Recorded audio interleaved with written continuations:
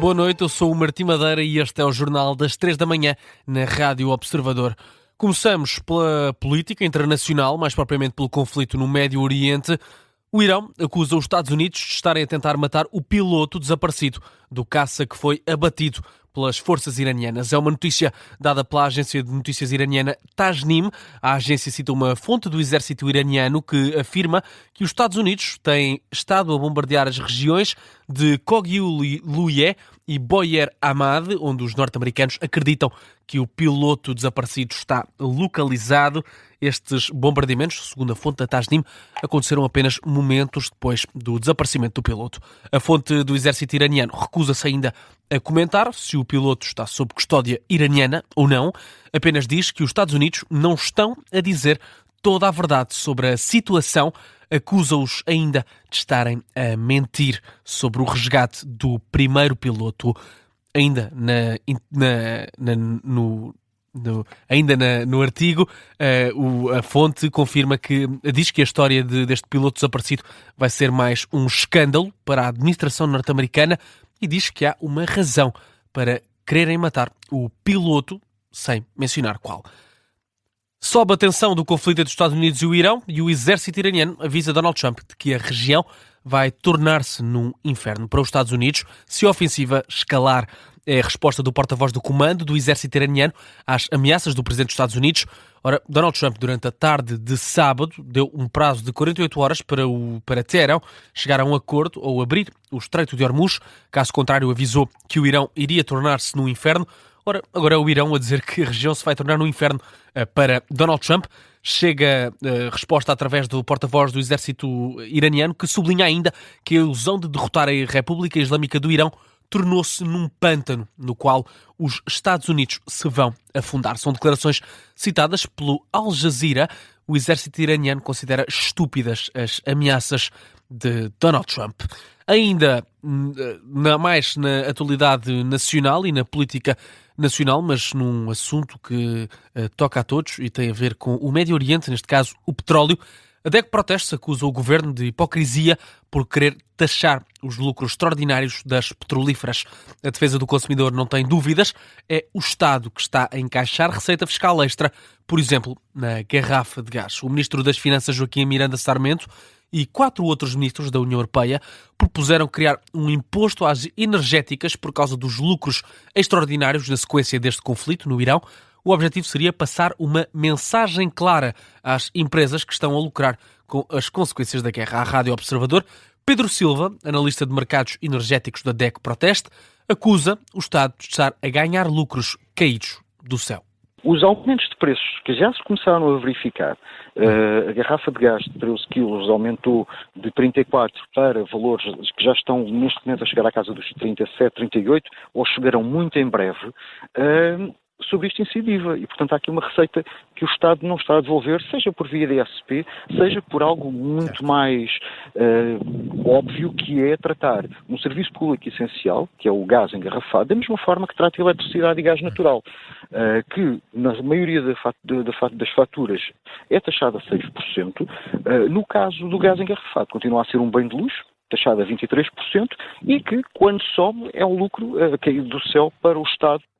Pedro Silva não tem dúvidas, a crise energética pode prolongar-se até ao final do ano. Estamos perante uma crise energética que, ainda que hoje o Estreito de Hormuz fosse totalmente aberto à navegação, não se resolveria num prazo provavelmente antes do final deste verão. Portanto, o ano de 2026 vai continuar a ter aqui alguma tensão, uma vez que vai demorar tempo a que tudo regularize. A análise do analista de mercados energéticos Pedro Silva à Rádio Observador.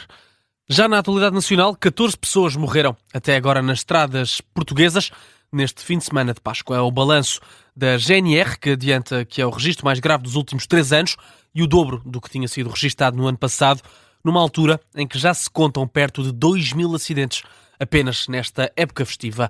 O capitão Pedro Antunes manifesta desânimo com os números deste ano. Sem dúvida. Estes números não são felizes. sobretudo por uma época em que está marcada essencialmente pela união familiar e passagem da Páscoa, pelo que a GNR continuará firme na estrada, ou neste caso, nos principais eixos rodoviários, sobretudo agora a preparar o regresso. As declarações do capitão Pedro Antunes num registro captado pela RTP. Excesso de velocidade e de álcool, assim como condução enquanto se usa o telemóvel, são as contraordenações mais comuns. A GNR vai estar na estrada nesta Operação Páscoa até segunda-feira.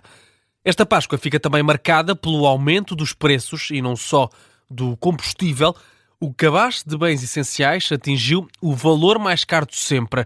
Os portugueses vão ter de pagar mais para ter o tradicional cabrito e o fular à mesa, e notam isso mesmo na carteira.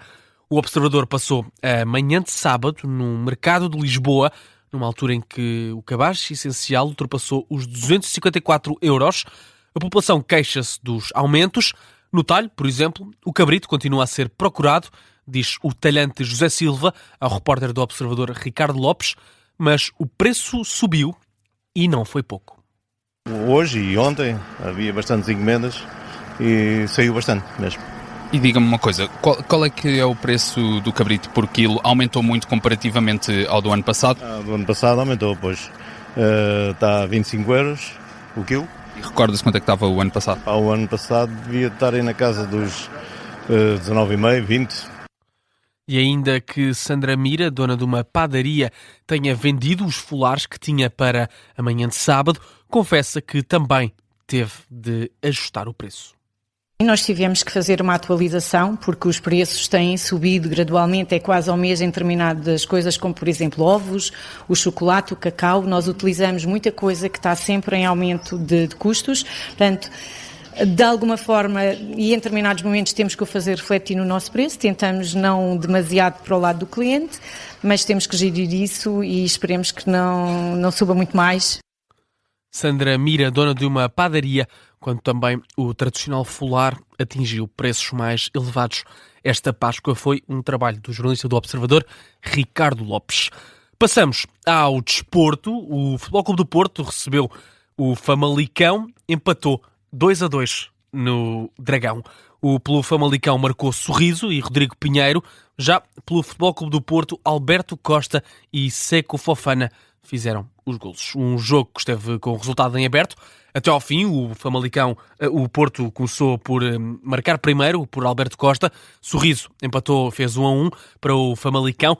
Aos 90+1, Seco Fofana fez o golo que parecia destinar a vitória para os Dragões, mas aos 90+10 foi mesmo o Famalicão quem fechou o marcador. Um golo do ex-Futebol Clube do Porto, Rodrigo Pinheiro, acabou por dar o empate aos famalicenses. Em reação à partida, Francesco Farioli, que deixou o campo visivelmente desiludido, admite que o Porto não esteve no seu melhor. I think the performance in general has been below our standard. Acho que a nossa performance em geral esteve abaixo dos nossos padrões, mesmo que tenhamos liderado uma parte do jogo. É uma pena que não tenhamos levado a vitória para casa, mas é como digo, não foi o nosso melhor jogo. Só que agora está feito, não podemos voltar atrás. Agradeço aos adeptos o apoio ao longo de 100 minutos. Agora é virar a página. Temos 4 ou 5 dias para os quartos de final da Liga Europa e não temos tempo para ficarmos presos a isto. Do lado do Famalicão, Hugo Oliveira enaltece a prestação do Futebol Clube do Porto, mas sublinha a garra dos jogadores da equipa famalicense. Jogamos hoje aqui perante um grande adversário, um grandíssimo adversário, muito forte, com muitas alternativas, com muita capacidade individual, mas também muita capacidade coletiva. O jogo entrou numa toada forte, agressiva, mas muito tática, e aí eu tenho que tirar o chapéu aos meus rapazes, porque tiveram um comportamento incrível do ponto de vista da interpretação daquilo que foi o jogo. Tivemos jogadores com exibições, na minha opinião, fantásticas, porque com a idade que eles têm, com a capacidade de interpretar o jogo como eles tiveram. Depois experimentámos uma forma de estar um bocadinho diferente sem bola e a capacidade interpretativa deles muito, muito boa, mas depois mantendo a mesma coragem perante um ambiente fantástico, um grandíssimo jogo de futebol entre o Futebol Clube do Porto e o Famalicão. Esta partida ainda teve comentários de Francesco Farioli na conferência de imprensa, que deixou duras críticas à arbitragem, mirou também ao rival, o Sporting Clube Portugal, disse que o clube diz que a área cinzenta está cada vez a tornar-se mais verde. Com este resultado, o Futebol Clube do Porto mantém a liderança do campeonato, a 5 pontos de vantagem do segundo lugar, o Sporting. No entanto, os Leões têm menos um jogo com o Futebol Clube do Porto e estes 5 pontos são apenas à condição. Ainda no sábado, o Sporting Braga venceu em Moreira de Cónegos. O Braga ganhou 1-0 ao Moreirense. Os brancarenses consolidaram assim o quarto lugar com 49 pontos, mais 4 do que o Gil Vicente e Famalicão. O golo foi apontado pelo espanhol Fran Navarro. O Moreirense soma a terceira derrota seguida, mantém-se na 9ª posição com os mesmos pontos do vizinho Vitória de Guimarães. Ponto final neste noticiário. A informação regressa às 3h30 com a síntese de notícias. Até já.